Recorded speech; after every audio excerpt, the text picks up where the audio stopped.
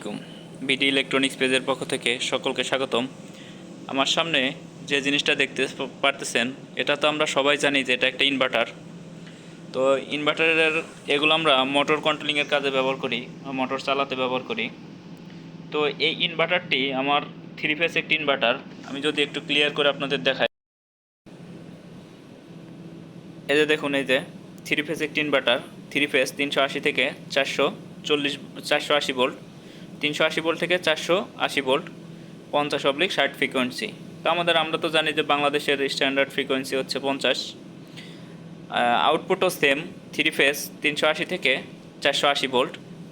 তো অনেকের ধারণা যে এই ইনভার্টারটা আমরা শুধু 3 ফেজ লাইন থাকলেই চালু করতে পারবো, অন্য কোনো ওয়েতে আমরা এই ইনভার্টারটাকে চালাতে পারবো না। কিন্তু এই ধারণাটা আমরা যারা কাজ করি, যারা অভিজ্ঞ লোক, তারা আমরা জানি। আর যারা আমরা বিগিনার আছি, ঠিক তাদের জন্য আজকের এই ভিডিওটা। তো ভিউয়ার্স, এই ভিডিওটা পুরোপুরি দেখুন, তাহলে অনেক কিছু শিখতে পারবেন। কিভাবে একটা 3 ফেজ ইনভার্টার আপনার বাসায় যদি 220 লাইনও থাকে, অর্থাৎ 220 ভোল্টের লাইন থাকে, সেই ইনভার্টারটাকে কিভাবে কি পদ্ধতিতে চালাতে পারবেন, সেই বিষয়গুলো নিয়ে আজকে কথা বলবো।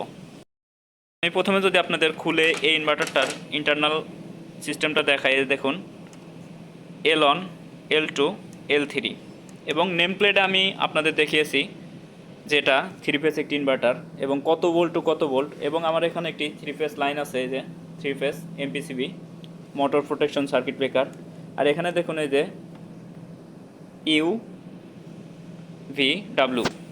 তো আমরা এই ইনভার্টারটা প্রথমে আগে আপনাদের 3 ফেজ পাওয়ার দিয়ে অন করে দেখাই এবং তারপরে আপনারা বাসাবাড়িতে 220 ভোল্টে কীভাবে চালাবেন সেটাও আপনাদের দেখাবো। তো চলুন আমরা পাওয়ারটা দিয়ে নেই। এই যে আমি 3 ফেজ ব্রেকারটা, ওখানে আমাদের মেইন ব্রেকারটা অন করলাম, MPCB motor protection circuit breaker যেটা। তো এখানে আমি একটি ব্রেকার সেফটি হিসেবে লাগিয়েছি হাতের কাছে। তো এটা অন করলাম, এই দেখুন আমার ইনভার্টারটি চালু হয়ে গেছে। তো আমরা এই ইনভার্টারটা রান করে মোটর লাগাবো না, জাস্ট আমি শুধু আপনাদের পাওয়ার, যদি আপনাদের বাসাবাড়িতে 3 ফেজ লাইন না থাকে সেটা কিভাবে চেক দিবেন, স্পেশালি আমি আমার এক ভাইয়ের জন্য এই ভিডিওটা বানিয়েলাম। তো ভাইকে আসলে টোটালটা দেখানোর জন্য যে কীভাবে 3 ফেজ একটি ইনভার্টার আপনি সিঙ্গেল ফেজ লাইনে চালাবেন। তো এই পদ্ধতিটা অনেকে আমরা জানি, আমরা যারা কাজ করি তারা কম বেশি সকলেই জানি, কিন্তু যারা বিগিনার জাস্ট তাদের জন্য কাজে আসবে। তো আমার সামনে এখানে একটি কন্ট্রোল ট্রান্সফর্মার দেখতেছেন, এটা হচ্ছে 500V এর একটি ট্রান্সফর্মার। তো এই ট্রান্সফর্মারটির সাহায্যে আমি এই ইনভার্টারটাকে চালাতে পারবো। তো আমরা যারা জানি না তারা এই বিষয়টা ক্লিয়ার হয়ে নেই। তো আমার এই ট্রান্সফর্মারটা মূলত স্টেপ ডাউন ট্রান্সফর্মার হিসেবে আমরা কন্ট্রোল ট্রান্সফর্মার হিসেবে বিভিন্ন মেশিনে দেখতে পাই। তো আমাদের যেখানেই লো ভোল্টেজের প্রয়োজন হবে সেখানে আমরা এরকম একটা হাই ভোল্টেজ থেকে আমাদের 3 ফেজ লাইন থেকে লো ভোল্টেজগুলো নিয়ে থাকি। তো আমরা যদি প্রথমে দেখাই, এই দেখুন 0 এবং 1 220 ভোল্ট, 0 এবং 2 440 ভোল্ট এবং 0-3, এখানে আমাদের 0-3-তে কোনো লাইন নাই, অর্থাৎ এই কোডা আমাদের ফাঁকা। জাস্ট আমাদের এই দুটারই কাজ। আবার এই পাশে দেখুন এই যে 11 এবং 12, এখানে আছে 6.3 ভোল্ট, 12 এবং 11 এবং 13, অর্থাৎ এই পাশে আমাদের 11টা কমন, 11 সাপেক্ষে আমাদের এখানে কিছু ভোল্টেজ আছে এবং এখানে 0 সাপেক্ষে আমাদের এই পাশে কিছু ভোল্টেজ আছে। এটা আমাদের প্রাইমারি সাইড, এটা আমাদের সেকেন্ডারি সাইড। ট্রান্সফর্মার তো আমরা সবাই জানি যে দুইটা সাইড থাকে, একটা প্রাইমারি সাইড এবং একটি সেকেন্ডারি সাইড। তো এই ট্রান্সফর্মারটা মূলত তৈরি করা হয়েছে স্টেপ ডাউন করার জন্য 380 ভোল্ট যেখানে, সেখান থেকে যাতে লো ভোল্টেজগুলো যেমন 220 ভোল্ট বা 6.3 ভোল্ট বা 12 ভোল্ট, 24 ভোল্ট, 36 ভোল্ট, 48 ভোল্ট পাওয়ার জন্য ব্যবহার করা হয়। কিন্তু এই একই ট্রান্সফর্মারকে যদি আমরা বিপরীতমুখী কাজে লাগাই, তাহলে আমাদের বাসাবাড়িতে 220 ভোল্ট দিয়ে আমরা 440 ভোল্ট পাবো। তো আমি যদি আপনাদের এখন এই ট্রান্সফর্মারটি মেপে দেখাই, তো আমরা এই যে 0, এই 0টা তো কমনই, আমরা বুঝতেছি যে 0-র সাপেক্ষে 1-এ একটা ভোল্টেজ, 0-র সাপেক্ষে 2-এ একটা ভোল্টেজ। তো আমরা 0 ভোল্টেজটা কমন। তো 0 আর 1-এ যদি আমরা 220 ভোল্ট দিই, তাহলে 0 আর 2-তে আমরা 440 ভোল্ট পাবো। এই 440 ভোল্টের সাহায্যে আমরা এই ইনভার্টারটাকে চালাতে পারবো। তো কথা না বাড়িয়ে আমি এই ট্রান্সফর্মারটাকে পাওয়ার দিয়ে আপনাদের দেখাচ্ছি, সাথেই থাকুন।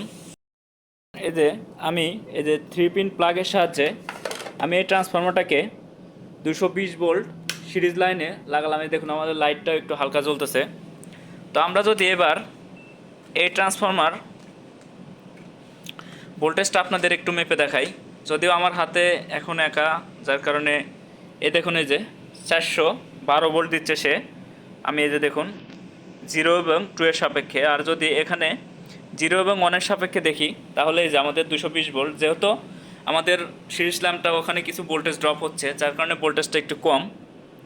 তারপরে আমরা 205 ভোল্ট এবং এটাতে পাচ্ছি 411 ভোল্ট। তো আমরা এই ভোল্টেজটাই দিয়ে আমরা ইনভার্টারটাকে চালাবো। এই দেখুন যে আমি ইনভার্টার থেকে 3 ফেজ লাইনটা খুলে নিয়েছি, সেম একই ইনভার্টার। তো আমি এবার চলুন লাইনটি লাগিয়ে আপনাদের দেখাই। যদি আপনাদের এই যে কানেকশনটা দেখাই, এই ট্রান্সফরমারের আমার 220 ভোল্ট ইনপুট, এই যে দেখুন এই যে 220 ভোল্ট ইনপুট। এটা কিছুই না, এটা জাস্ট একটা কানেক্টর। আমাদের এক্সট্রা একটা সার্কিটে লাগানোর জন্য এই কানেক্টরটি শুধু হারিয়ে যায়, যার কারণে এখানে লাগিয়ে রেখেছি। এখানে কমন করে এখান থেকে আমি এই যে 220 ভোল্ট দিয়েছি, এই যে 220 ভোল্ট, অর্থাৎ নিউট্রালটা আমাদের কমন, এখানে 220 ভোল্ট, আর এখান থেকে আমাদের 440 ভোল্ট আউট হয়ে এই যে দুইটা কেবল হয়ে আমাদের ইনভার্টারে লেগেছে। তো আমি এখন ইনভার্টারে যেভাবে লাইনটি লাগিয়েছি, L1-এ আমি নেগেটিভটা লাইন দিয়েছি এবং L3-তে আমি 440 ভোল্টের যে ফেজটা সেটা লাগিয়েছি, আর L2টা আমাদের ফাঁকা। আমরা জানি যে আমাদের যে ছোট রেকটিফায়ারগুলো হয় সেখানে 4টা ডায়োড ইউজ করা হয়, আর এই ইনভার্টারের রেকটিফায়ারে 6টা ডায়োড ইউজ করা হয়েছে। তো আমরা যদি 4টা ডায়োডেও পাওয়ার দেই তাহলেও সে চালু হয়ে যাবে। তো চলুন কথা না বাড়িয়ে আমি আপনাদের টোটাল প্রসেসটা দেখাই। এই দেখুন এতে পাওয়ার দিলাম, আমাদের ল্যাম্পটা একটু বেশি জ্বলতেছে। এই দেখুন এই যে সেম একইভাবে পাওয়ার এসেছে। যদিও আমি আপনাদের দেখাই, এই দেখুন এই যে আমি ট্রান্সফরমার থেকেই পাওয়ার দিয়ে আমি এই ইনভার্টারটাকে চালালাম। তো অনেকের ধারণা যে আসলে যদি আমাদের কাছে এরকম 3 ফেজ লাইন না থাকে তাহলে আমরা ইনভার্টারটি চেকই করতে পারবো না। এটা আসলে ভুল ধারণা। আপনি এই ট্রান্সফরমারের সাহায্যে বেশি লোড দিতে পারবেন না, কিন্তু এই ট্রান্সফরমারের সাহায্যে আপনি একটা ইনভার্টারকে পরীক্ষা করতে পারবেন যে ইনভার্টারটা ভালো আছে নাকি খারাপ, বা সামান্য আউটপুটে কম ওয়াটের বাল্ব দিয়ে আপনারা চেক করতে পারবেন। তো ধন্যবাদ সকলকে পুরো ভিডিওটি দেখার জন্য। এরকম ইউনিক টাইপের ভিডিও পেতে আমাদের পেজটাকে ফলো দিয়ে রাখুন।